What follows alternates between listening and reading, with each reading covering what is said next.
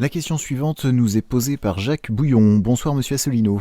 Quelle est votre position quant à la poursuite de la détention coûteuse de l'arsenal atomique, dont on ne se servira jamais, et seriez-vous favorable à l'abandon de notre place au Conseil de sécurité de l'ONU ? Alors, je ne sais pas si c'est un internaute qui vient d'arriver sur le site de l'UPR, mais les réponses que je formulerai vont de soi. Non, je ne suis évidemment pas favorable à l'abandon de la force de frappe. Je suis au contraire pour son maintien à niveau, parce que cela fait de la France une des grandes puissances du monde. Si on n'avait plus la force nucléaire, alors là, il n'y a plus qu'à aller se coucher, il n'y a plus qu'à éteindre les lumières et puis à vendre le château de Versailles aux Américains, et puis on ira à ça, on parlera tous l'américain. Non, ce qu'il faut, c'est un grand proverbe. Vous dites, cet internaute dit qu'on ne l'utilisera jamais. Espérons qu'on ne l'utilisera jamais, bien sûr. Mais il y a un grand adage latin qui disait « Si vis pacem para bellum », c'est-à-dire « Si tu veux la paix, prépare la guerre ». L'expérience humaine, depuis 2000 ans, a toujours montré que le plus grand risque qu'il y a de guerre, c'est lorsque un État commence à se reposer sur ses lauriers, ne fait pas d'efforts suffisants de défense, alors que certains de ses voisins, eux, développent à toute allure leur force militaire. C'est ce qui s'est passé dans les années 30. Je rappelle que Charles de Gaulle avait tiré les sonnettes des ministères dans les années 36, 37, 38 en disant « Regardez ce que fait Hitler, regardez, il a réoccupé la rive gauche du Rhin, on n'a pas réagi, la rive droite du Rhin, pardon, la rive gauche du Rhin, il est en train de faire, de produire des chars, des tanks à outrance, nous ne faisons rien ». Et ce que disait l'état-major des armées avec Weygand et compagnie, ils disaient « Mais non, nous, pas de problème, nous, on a la ligne Maginot ». Voilà. En fait, la ligne Maginot, Guderian a fait une offensive par les Ardennes, par la Belgique, a contourné la ligne Maginot, et la France a été envahie, on n'avait pas les moyens. Voilà.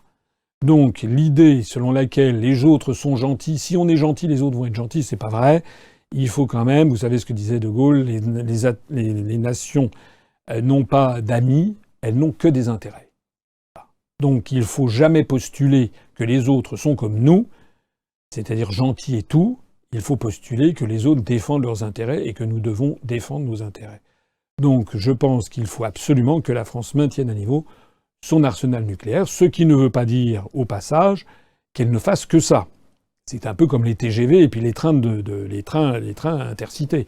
La SNCF, en ce moment, est en train de tout mettre sur le TGV, en train de délaisser des parties entières de son rôle de service public qui n'est pas uniquement du TGV.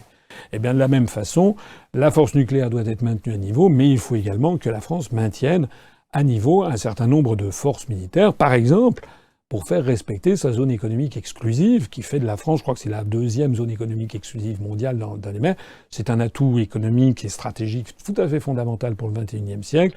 Il faut que y compris d'ailleurs en matière de protection de l'environnement et de protection écologique, il faut que la France ait les moyens militaires de faire respecter sa souveraineté sur la zone économique exclusive, notamment au large de la Nouvelle-Calédonie, de Wallis-et-Futuna, de la Polynésie, de la Terre Adélie, des Antilles, de l'arc Caraïbe, et puis bien entendu autour de la métropole et de la Corse, et puis de la Réunion et de Mayotte, et des îles éparses de l'océan Indien. Donc tout ça c'est important, il faut là aussi des forces. Il faut aussi des forces, par exemple, pour surveiller les frontières.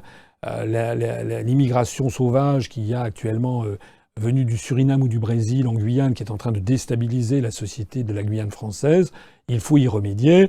Il faut y remédier aussi au risque de trafic de drogue passant par Saint-Martin dans les Antilles. Ça nécessite des forces militaires. Alors, l'autre aspect, c'était le Conseil de sécurité. Le Conseil de sécurité, je l'ai présenté dans mon programme depuis maintenant des années.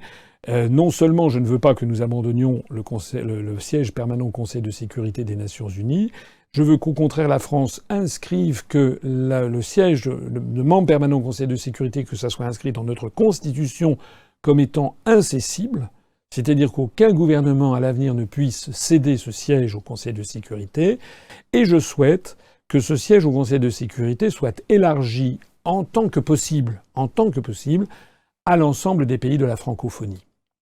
Je rappelle que j'ai proposé que l'on développe un parlement de la francophonie qui prendrait la place de l'UNESCO à Paris.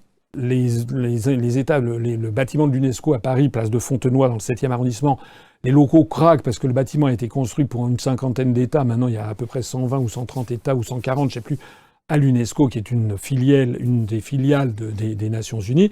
J'ai proposé que l'UNESCO soit transféré à Strasbourg dans les locaux laissés vacants du Parlement européen. Puisque nous sortirons de l'Union européenne, on aura des locaux immenses, grandioses, qui seront laissés vides à Strasbourg. On propose, et qui eux sont absolument immenses. Donc on proposera aux pays des Nations Unies qui sont à l'UNESCO d'être transférés à Strasbourg. Au passage, la ville de Strasbourg, nos amis alsaciens, ils seront gagnants parce qu'ils auront le monde entier qui viendra là. Ça sera d'ailleurs, nous présenterons ça comme un geste d'amitié et de réconciliation entre le monde latin représenté par la France et le monde germanique représenté par l'Allemagne. Preuve que la sortie de l'Union européenne ne voudra absolument pas dire se couper de nos voisins d'outre-Rhin, mais d'avoir au contraire l'UNESCO, c'est-à-dire cette agence pour l'éducation, les sciences, la culture, et en gros pour la paix, puisque le symbole de l'UNESCO c'est la colombe avec le rameau d'olivier, comme l'UPR, eh bien nous proposerons que ce soit justement à la frontière entre le monde germanique et le monde latin. Ça se tient, c'est vraiment... je pense que c'est une idée très, très, très judicieuse et très, très solide. Et puis en échange, on proposera aux pays de la francophonie de participer à un parlement de la francophonie qu'on installera à l'UNESCO. Et en tant que possible, personne ne sera forcé, les États seront souverains, mais si possible, avec nos partenaires francophones, notamment du Maghreb, notamment de l'Afrique francophone, que ce soit l'Afrique du Sahel, l'Afrique équatoriale, mais aussi Haïti, mais aussi le Liban, la Syrie, l'ancienne Indochine française, etc., le Vanuatu dans le Pacifique Sud, l'île Maurice et autres. Donc tous ces États qui font partie de la francophonie, on leur proposera de participer à ce Parlement et on essaiera de définir, si possible, des positions communes en matière internationale.